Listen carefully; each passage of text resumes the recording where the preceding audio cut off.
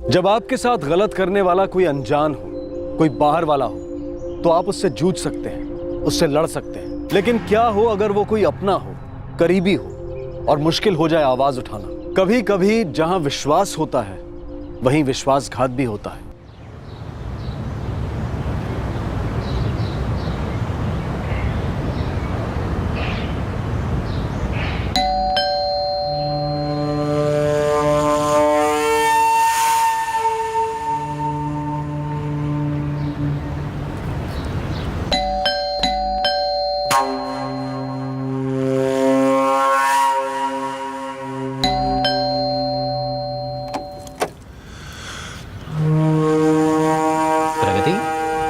क्या हुआ बेटा?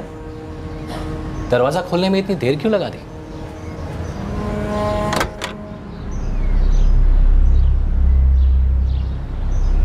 क्या बात है प्रगति बेटा, इतनी घबराई हुई क्यों?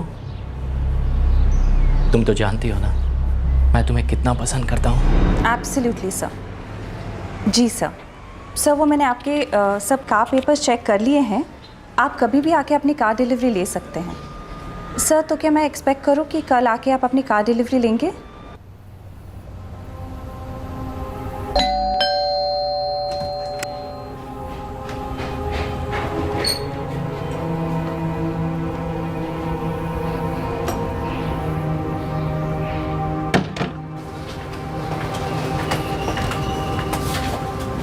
क्या हुआ प्रगति?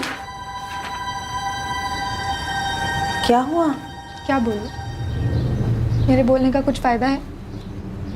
हाँ, मुझे रोज़ हैरेस किया जाता है, मेंटली, फिजिकली, लेकिन आपको तो कुछ नज़र नहीं आता ना, क्योंकि आप समझना ही नहीं चाहती। तुम वापस इकबाल की बातों को लेके बैठ गई हो ना। प्रगति वो तुम्हारे पापा हैं। हाँ मैं मानती हूँ वो तुम्हारे सगे पापा नहीं हैं, लेकिन ऐसे बार बार उन्हें ब्लेम करके मुझे भड़काना बंद करो बेटा। जब तुम्हारे सगे पापा ने हमारी जिंदगी नर्क कर दी थी ना, तो यही इकबाल हमारे लिए खड़े हुए थे। अब अपनी ये कहानियां बनाना बंद करो प्लीज।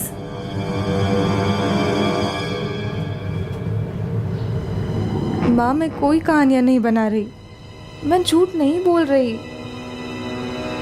कैसे बताऊँ आपको कि मैं किस नर्क में सांस ले रही हूँ।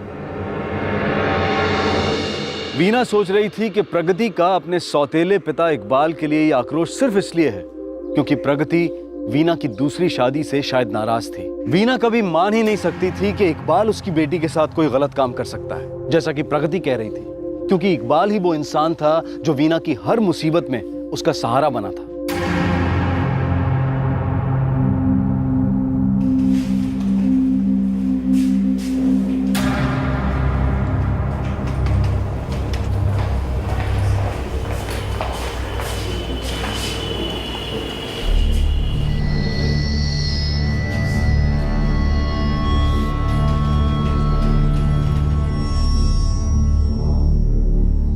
तुम दिल के जख्मों को तो छुपा लोगे, लेकिन इन जख्मों का क्या? जिंदगी कागज पे लिखी कोई कहानी नहीं जिसे जब चाहे मिटा दो। मेरी 8 साल की बच्ची है, मेरे लिए सब कुछ आसान नहीं है। लेकिन मुश्किल भी तो नहीं है। एक औरत जो पढ़ी लिखी है, अपने पैरों पर खड़ी है, उसके लिए अपनी और अपनी बेटी की जिंदगी को संवारना कोई बड़ी बात तो नहीं है ना। आगे तुम्हारी मर्जी। या तो अपने घर में अपने पति के हाथों तिल तिल मरती रहो, या तो घर की दहलीज को लांग कर जिंदगी को गले लगाओ। फैसला तुम्हारा है, और तुम जो भी फैसला लोगी उसमें मैं तुम्हारे साथ रहूंगा, एक दोस्त की तरह।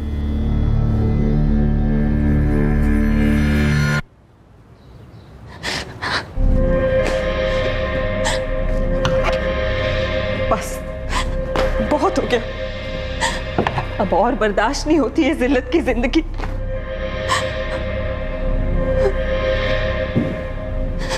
हम एक नई हवा में सांस लेंगे बेटा, हम एक नई हवा में सांस लेंगे। तुम तुमने हमें ये सब कुछ पहले क्यों नहीं बताया? और बेटा 9 साल तक तुम ये सब अकेली सहती रही। हम तेरे कितने पास रहते हैं बेटा, तुझे कभी भी ऐसा नहीं लगा कि हमें आके बताए? मुझे तो बस यही लगता था आप लोगों को कभी ये गिल्ट ना हो कि आपने मेरे लिए गलत लड़का चुना। और फिर मुझे तो यही लगता था कि धीरे धीरे सब कुछ ठीक हो जाएगा। अरे बीना, पर आप कुछ ठीक होते हो मुझे दिखाई नहीं दे रहा पापा। बस अब और बर्दाश्त नहीं होता। तेरे दर्द को देखकर दुख तो हो गए हमें। चाहे तू ये सब कुछ पहले बताती जब चुपचाप सह रही थी, या फिर अब बता रही जब तू उसे छोड़ के आई है। तुझे दुखी देखकर हम कैसे चैन से रह सकते बेटा? इकबाल, मैं इस तरह आपके साथ ये रिलेशनशिप कंटिन्यू नहीं करना चाहती। प्रगति अब बड़ी हो गई है, मेरा डिवोर्स भी हो चुका है। मैं नहीं चाहती कि लोगों की बातों का गलत असर उस पर पड़े। I don't have any choice. या तो हम शादी कर लेते हैं या फिर इस रिलेशनशिप को यहीं पे रोक देते हैं। मैं तुमसे प्यार करता हूँ वीना, और हर कदम पर तुम मुझे अपने साथ पाओगी। इस साथ का मुझे कुछ नाम चाहिए इकबाल, कोई मतलब चाहिए। अल्लाह, फौजिया 14 की है और साजिया सिर्फ 12 की। वो दोनों सुनेंगी तो क्या सोचेंगी? इकबाल, आप अपने ही हाथों से अपने हंसते खेलते परिवार को उजाड़ने की बात कर रहे हैं। देखो नसरीन, मैं वीना से प्यार करता हूँ और उसे निकाह कर रहा हूँ। तुम्हें जो सोचना है वो सोचो। तो ठीक है, जो आपके दिल में आए वो आप कीजिए, पर हम आपसे एक बात कह देते हैं कि हम उस औरत को अपने इस घर में कभी दाखिल नहीं होने देंगे, और तो और आपकी कंपनी में भी कभी काम नहीं करने देंगे। अगर तुम यही चाहती हो तो यही सही।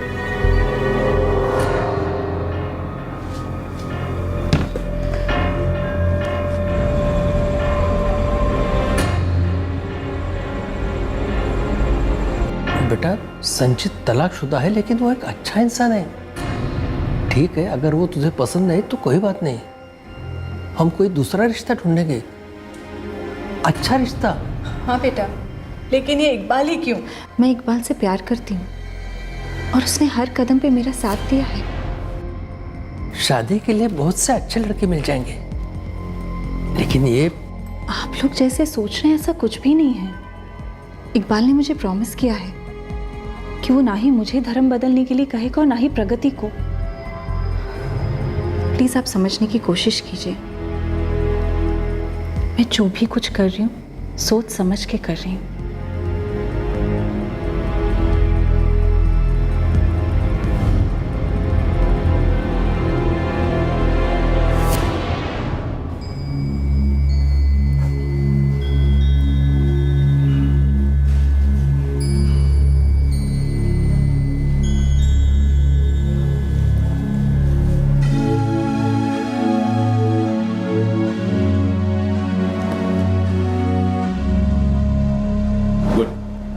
Congrats Veena, congrats Iqbal. Thank you Rashmi. बहुत बहुत शुक्रिया। अरे भाई, अब ये दोनों मियाँ बीवी हैं। Now cheers for them.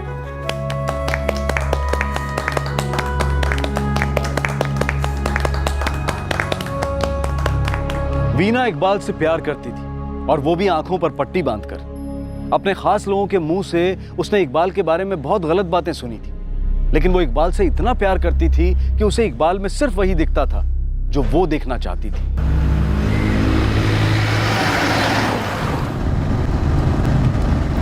तो रश्मि, तुम्हारे हस्बैंड कैसे हैं? अच्छे हैं, मुझे बहुत मिस करते हैं वहाँ। बहुत अकेलापन महसूस करते होंगे नहीं? हाँ, थोड़ा बहुत। और तुम? मैं भी। हाँ, तुम्हारी तो अभी अभी शादी हुई है, 8 महीने हुए होंगे नहीं? जी। वो फॉरेन कंट्री में और तुम यहाँ। बहुत अकेलापन होगा ना जिंदगी में? हाँ, वो तो है। चलो एक बात, thank you so much, bye. Rashmi, हाँ, अकेलापन बहुत ही खौफनाक और डिप्रेसिंग होता है। हाँ, पर मैं खुश हूँ, वो भी खुश है, कोई प्रॉब्लम नहीं है। यू नो, कभी कभी मैं भी बहुत ही अकेलापन महसूस करता हूँ। तुम तो अपनी कजिन को जानती हो ना, हम साथ में बहुत खुश हैं, लेकिन फिर भी कभी कभी अकेलापन महसूस होता है। मुझे लगता है हमें मिलते रहना चाहिए ताकि हम एक दूसरे के साथ अपने दिल की बात शेयर कर सकें, अपनी मुस्कुराहट और अपने अकेलेपन को बांट सकें। ओके इकबाल, मैं चलती हूँ, बाय।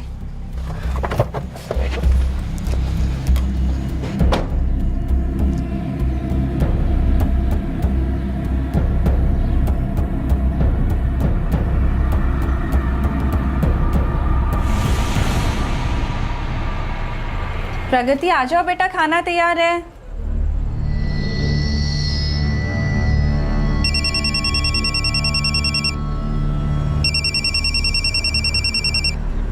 हेलो रश्मि, कैसी हो तुम? बहुत दिन हो गए, कोई खबर नहीं।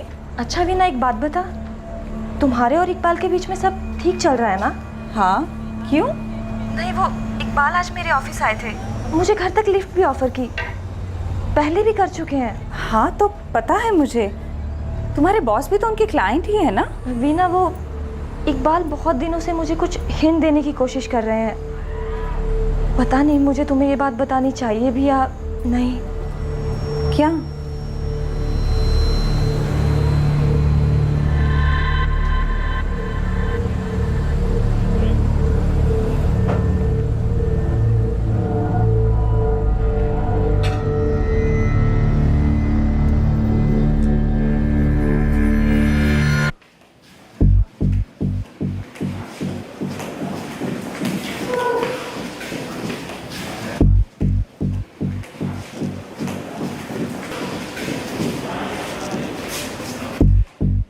क्या?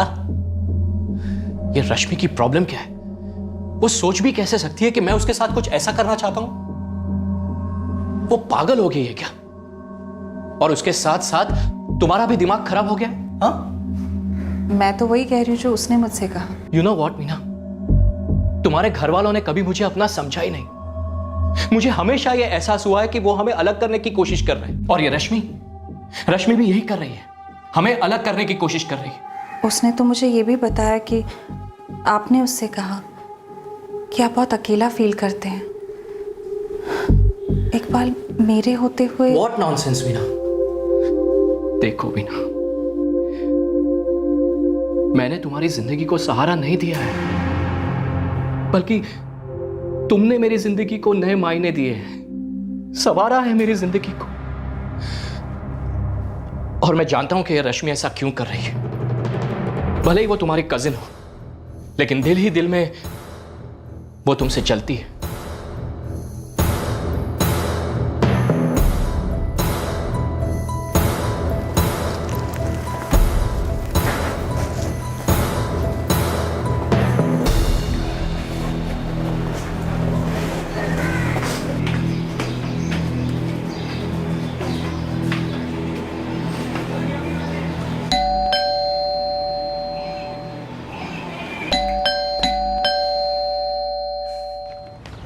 ये गिफ्ट्स तुम दोनों के लिए।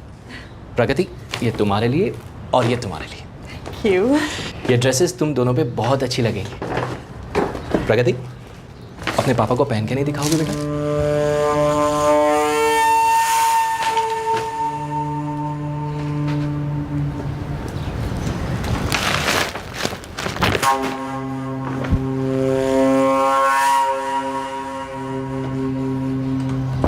ये क्या तरीका है?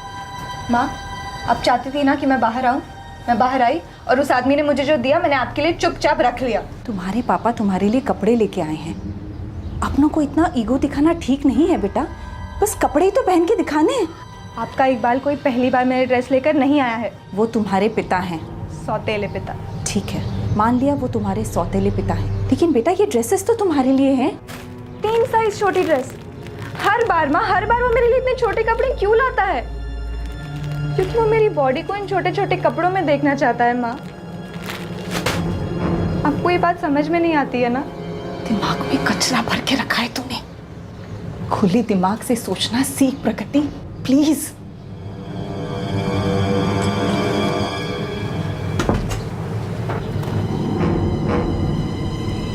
मुझे अपनी सोच बदलने की ज़रूरत नहीं है माँ, आपको अपनी आंखें खोलने की ज़रूरत है।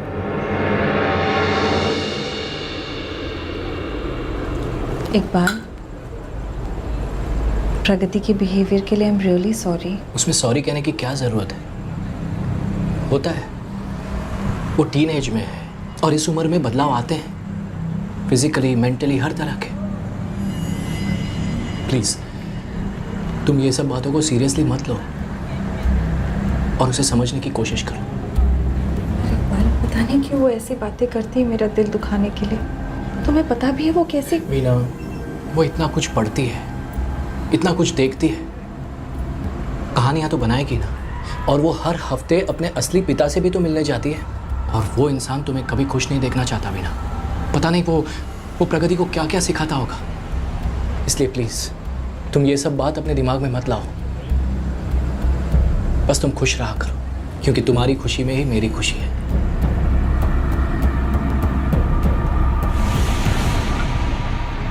वीना को ऐसा कभी लगा ही नहीं कि उसकी बेटी प्रगति जो कुछ भी उससे कह रही थी उसमें कुछ तो सच हो सकता था।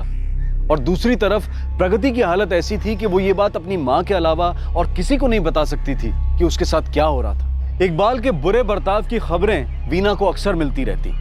वीना थोड़ी देर के लिए सुनकर परेशान तो होती, लेकिन उसने कभी भी इन बातों पर यकीन नहीं किया।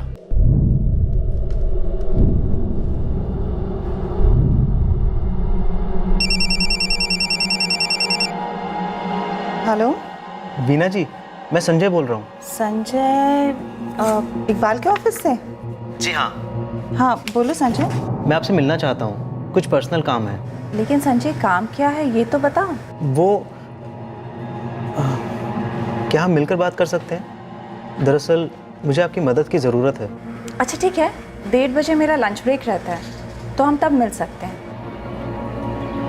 हाँ संजय बोलो। वीना जी, बात यह है कि 2 महीना पहले श्वेता नाम की एक लड़की ने हमारे ऑफिस में ज्वाइन किया था। ओके। और एक दिन वो इकबाल सर के केबिन से भागती हुई बाहर आई और वो बहुत रो रही थी।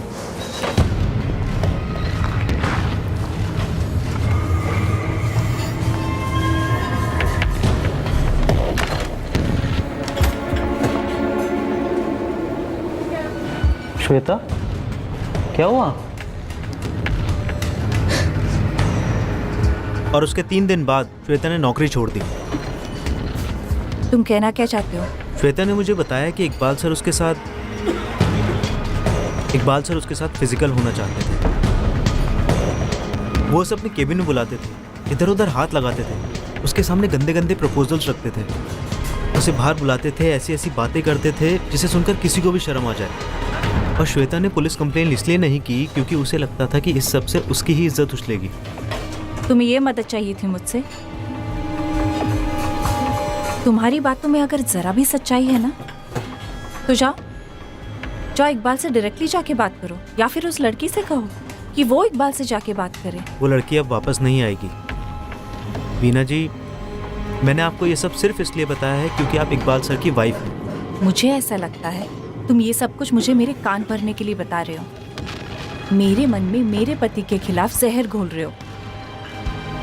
मुझे नहीं पता तुम्हें यहाँ पे किसने समझा बुझा के भेजा है, पर मैं सिर्फ ये कहना चाहूंगी संजय कि ये हथकंडे तुम कहीं और आजमाना। चलती हूँ मैं।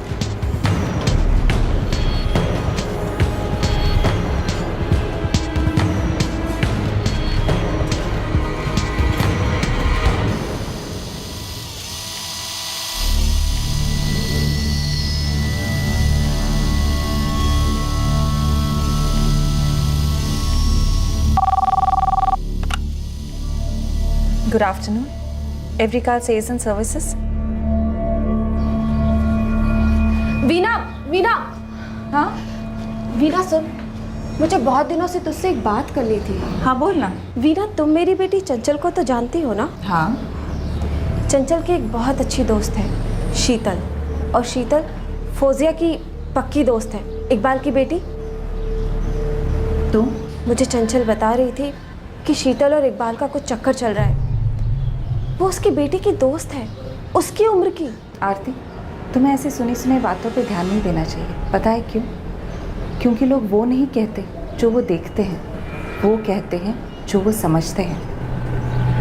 खैर, मुझे काम है, फिर मिलती हूँ।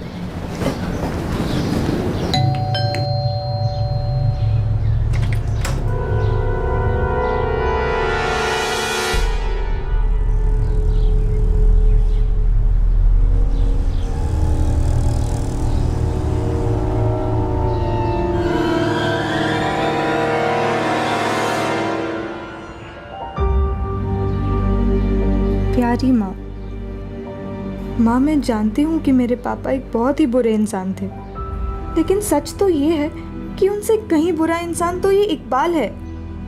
हर रोज़ जब ये अकेले में मेरे साथ होता है, उस वक्त मुझे घुटन होती है। ये रोज़ मेरा फ़ायदा उठाता है, अपने गंदे हाथों से मुझे छूता है। लेकिन आपको ना तो कुछ नज़र आता है और ना ही आप मेरी बात पर यकीन करेंगी, क्योंकि इसने आपके ऊपर जादू कर रखा है। आप उसके मन में मेरे लिए प्यार तो देख पाती हैं, लेकिन वो हवस नहीं देख पाती जो इसकी आंखों में मेरे लिए है। आपको मेरी बात पर यकीन नहीं है ना? लेकिन जब मैं ये दुनिया छोड़कर चली जाऊंगी, तब आप मेरा यकीन ज़रूर करेंगी।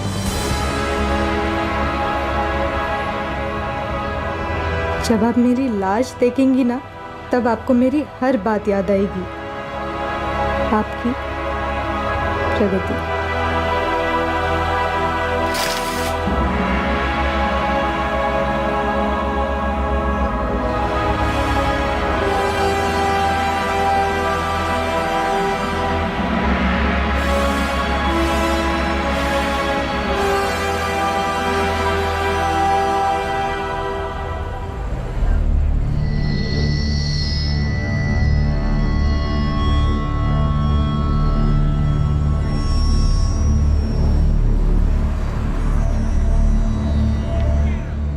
जी, वो जावेद के घर वाले दिसंबर तक निकाह कर देना चाहते हैं। अरे वाह, ये तो बहुत ही अच्छी बात है। फौजिया का क्या कहना है? लो भाई, इनकी मुस्कुराहट ने तो सब कुछ कह दिया। अब देर किस बात की? हाँ कह दो नसरीन, ये हमारे घर का पहला निकाह होगा, बड़ी धूमधाम से मनाएंगे।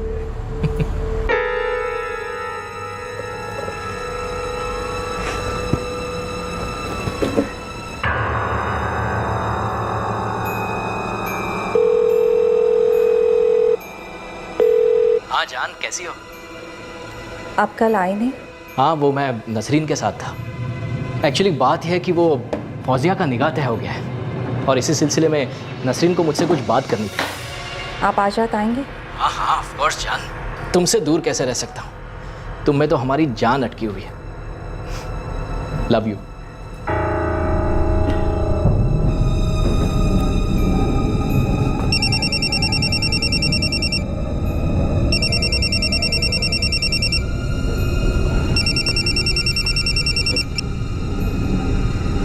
बोलो रश्मि। वीना प्लीज मेरे ऑफिस आ जाओ और इकबाल को साथ लेकर आना। क्या हुआ रश्मि? बस यहाँ पे आ जाओ और प्लीज उसे साथ लेकर आना। पर हुआ क्या है ये तो बताओ।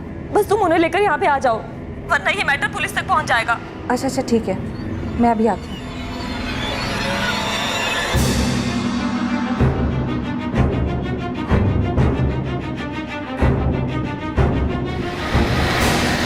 वीना, लेकिन हुआ क्या है? मुझे कुछ भी नहीं पता इकबाल, शायद वो किसी परेशानी में हो।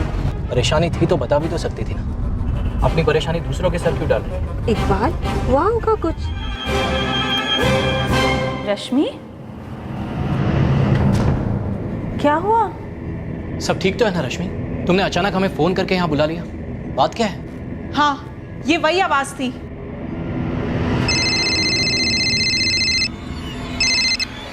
हेलो, मैं रानी शर्मा से बात कर सकता हूँ? जी बोल रही हूँ। सुजीत शर्मा आपके हस्बैंड है ना? जी, आप कौन? ये आप क्या कह रही हैं? मैं कुछ समझा नहीं। वो इसी की आवाज थी।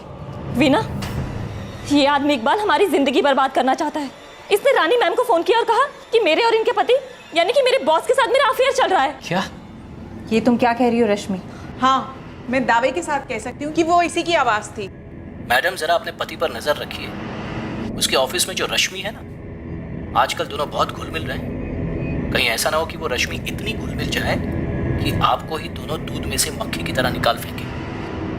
आगे आपकी मर्जी। हेलो हेलो, ये क्या बकवास है?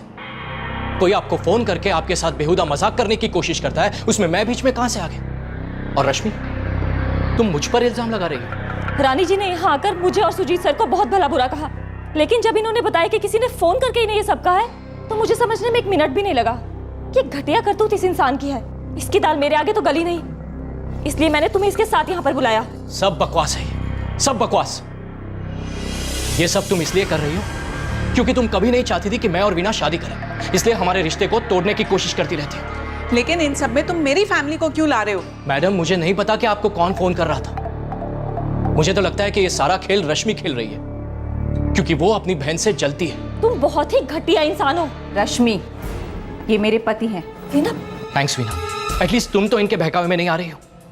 मुझे तो लगता है कि ये सब मिलकर हमारे रिश्ते को तोड़ने की कोशिश कर रहे हैं। वीना, तुम अंधी हो रही हो। बिल्कुल नहीं रश्मि, बल्कि अब तो सब कुछ मुझे साफ साफ नजर आ रहा है। तुम बार बार मेरे और इकबाल के बीच दूरियां पैदा करने की कोशिश कर रही हो, और ये एक बार नहीं हुआ है, ये दूसरी बार तुम हम दोनों के बीच जहर घोलने की कोशिश कर रही हो। हाँ वीना, याद है तुमने मुझे कहा था वो कार में ड्रॉप करने वाली बात? सच तो यह है कि यही मुझ पे डोरे डाल रही थी, इसी ने मुझे बुलाया था और अब पूरी बात ही घुमा दी। एनीवेज, इनसे मुंह लगने का कोई फायदा नहीं। Let's go.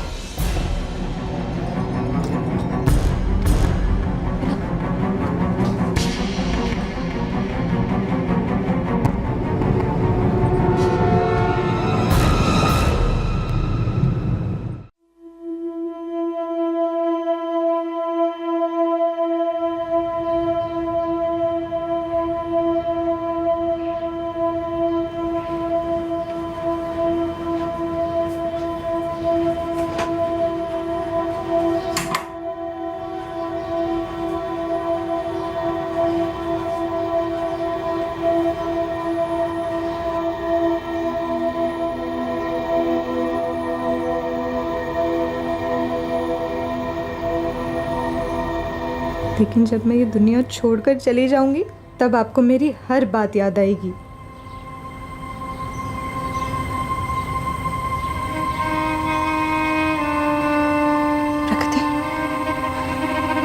प्रगति, प्रगति,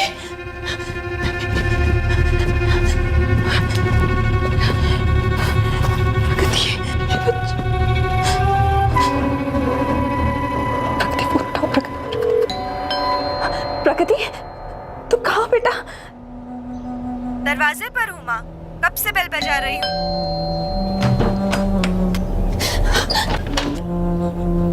प्रगति, प्रगति, तूने ऐसा सोच भी कैसे लिया बेटा? तू क्या करने जा रही थी? तूने अपनी जान देने की सोची? बोलो, तुम अपनी जान देना चाहती थी? क्यों? क्यों बेटा? मुझे समझ ही नहीं आ रहा था कि मैं आपको कैसे बताऊं कि वो इंसान जिसे आप मेरा पिता बनाकर लाई है और चाहती है कि मैं उसे अपना पिता मान लूं, वो मुझ पर कितनी गलत नज़र रखता है। मुझे बार बार फिजिकली मोलेस्ट करता है माँ, और फिर ये सारी बातें अगर मैं आपसे आकर नहीं कहूँगी तो फिर किससे कहूँ माँ? और फिर जब आप भी मेरी बातों पर यकीन नहीं करती तो फिर मैं रोज़ रोज़ मर कर जी रही हूँ। क्या करूँ मैं माँ, क्या करूँ? क्या मैं प्रगति के साथ छेड़खानी करता हूं? अपनी बेटी को मॉलेस्ट करता हूं? मैं इसके ऊपर हाथ रखकर कसम खाता हूं वीना कि ये सिर्फ और सिर्फ एक झूठ है। तू मुझे छोड़ के जाना चाहती हो ना? जाओ। पुलिस में कंप्लेन करना चाहती हो, बेशक करो। मुझे बदनाम करना चाहती हो ना, करो। लेकिन खुदा के वास्ते मुझसे ऐसे बेबुनियाद इल्जाम की सफाई मत मांगो प्लीज। वीना, मैं 2 बेटियों का बाप हूं। मेरी बड़ी बेटी का निकाह होने वाला है। प्रगति कहती है कि मैंने उसके साथ ऐसी जलील हरकत की। हाँ, मैं उसका सौतेला बाप हूं, लेकिन मैंने तुम दोनों को पूरे दिल से अपनाया है वीना। हाँ, मैं उसे मिलने जाता हूं, लेकिन उसके दिल में मेरे लिए छोटी सी जगह बन सके इसलिए, उसकी जिंदगी में एक बाप की कमी पूरी हो सके इसलिए। और वो मुझ पे ऐसा इल्जाम लगा रही, इन सब का ये सिला दे रही है। तुम एक काम करो, एक चाकू लो और मेरे सीने के आर पार कर दो, लेकिन अल्लाह के वास्ते मुझ पर ऐसा बेबुनियाद इल्जाम मत लगाओ वीना। एटलीस्ट तुम तो मत लगाओ। मैं दुनिया से लड़ लूंगा, लेकिन अगर तुम अपनी नजरों में मुझे गिरा दोगी तो मैं मर जाऊंगा मैं। हैरत होती है कि वो ऐसा भी कर सकती है। वीना, वो एक 16 साल की बच्ची है, उसे तो मैं माफ कर लूंगा, लेकिन तुमने कैसे सोच लिया कि मैं ऐसी जलील हरकत कर सकता हूं? कैसे?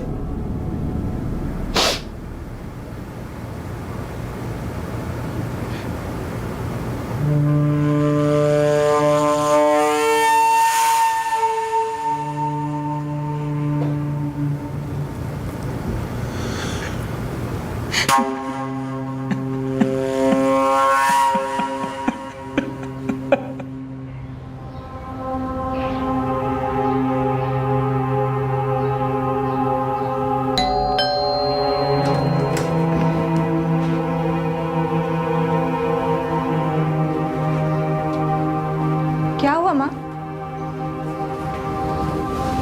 ग्रो अप प्रगति, और अपनी ये सारी हरकतें बंद करो। तो आप फिर से उस आदमी की चिकनी चुपड़ी बातों में आ गई। आप उसके लिए अंधी हो रही हैं माँ। तुम चाहती क्या हो? छोड़ दूं मैं उसे? जाने दूं उसे? क्या मेरी अपनी कोई लाइफ नहीं है? तुम हर वक्त अपने बारे में ही क्यों सोचती हो? माँ, आप आईने में वो देख रही हैं जो आप देखना चाहती हैं। अब वो तो देख ही नहीं रही जो असल में वो आईना आपको दिखाना चाह रहा है।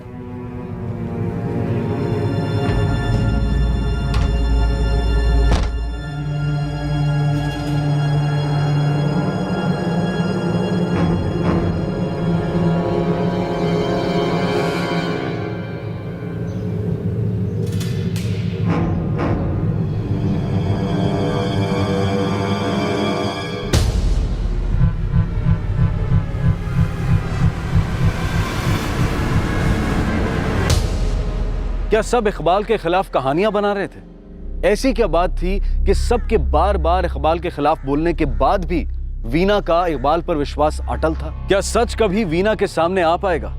वैसे सवाल यह भी है कि सच आखिर था क्या?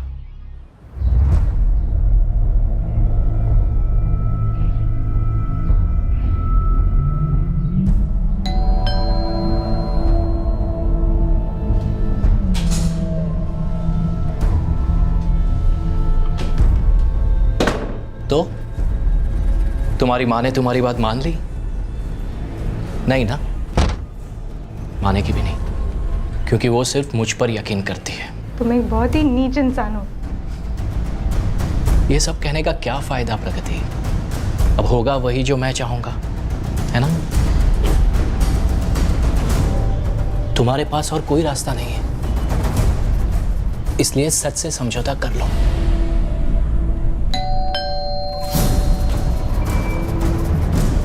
अरे, अब जब तुम जान ही गई हो कि तुम्हें इसी सच के साथ जिंदगी गुजारनी है, तो कम से कम दरवाजा मुस्कुरा के तो खोला करो।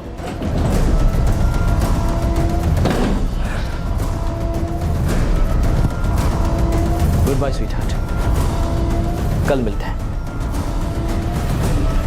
और मैं जानता हूं कि कल तुम जब दरवाजा खोलोगी तो तुम्हारे इस खूबसूरत चेहरे पर प्यारी सी मुस्कान होगी। Good bye.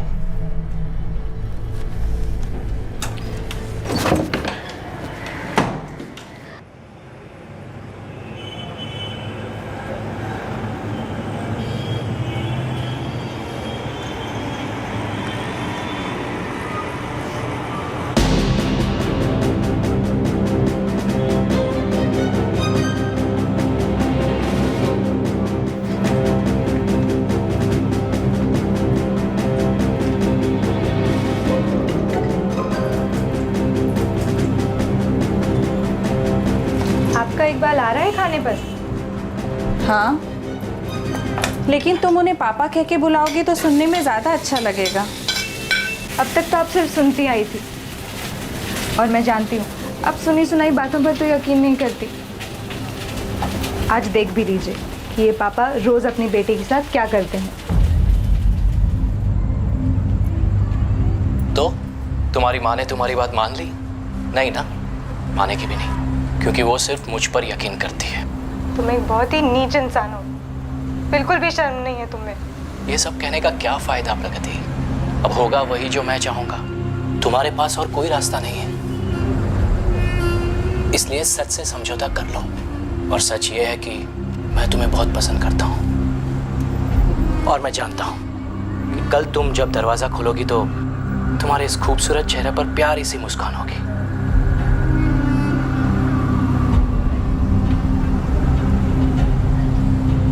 ये वो सच है जो मैं रोज जीती हूँ।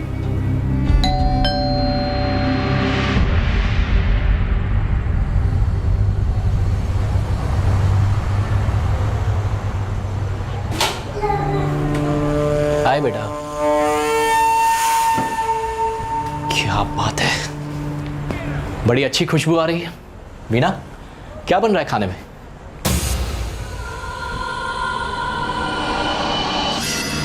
क्या हुआ? तुम्हारा मूड क्यों खराब है?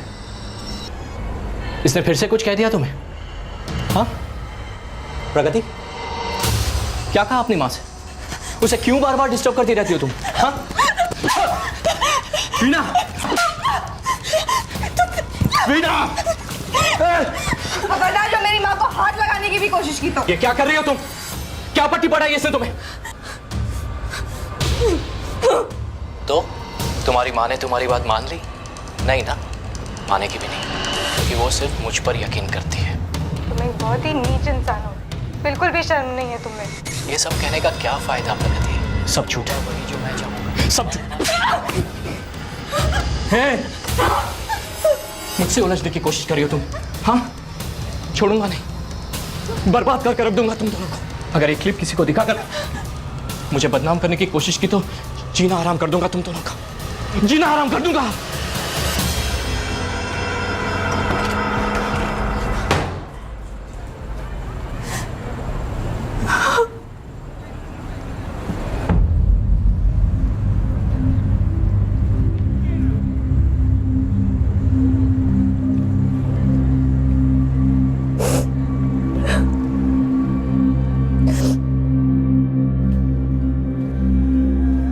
वीना, मैं तुमसे भीख मांगती हूँ। पुलिस इकबाल को जगह जगह ढूंढ रही है। पुलिस को की गई ये शिकायत वापस ले लो।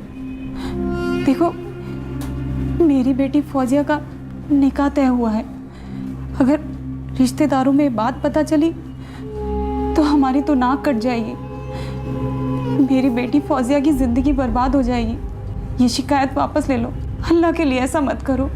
माँ, नसरीन जी, उस इंसान ने बहुत दिनों तक मुझे तड़पाया है, खेला है मेरे साथ, और मैं ये बात बाहर जाकर किसी से कह भी नहीं सकती थी। लेकिन आज मेरी माँ मेरे साथ खड़ी है। अब मैं ये कंप्लेन वापस नहीं लेने वाली। उस इंसान ने जो घटिया हरकत की है मेरे साथ, उसकी सज़ा तो उसे ज़रूर मिलेगी। वो ना तो एक अच्छा इंसान है और ना ही एक अच्छा पिता। और अगर मैं उसे ऐसे ही छोड़ दूंगी तो वो न जाने और कितनी लड़कियों के साथ ऐसी हरकत करेगा। हो सकता है कि ये सब कुछ किसी और घर में भी हो रहा होगा।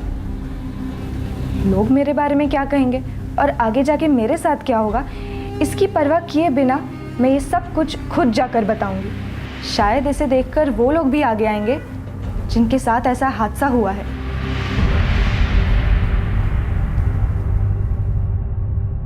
इकबाल को अरेस्ट करने में कुछ वक्त लगा।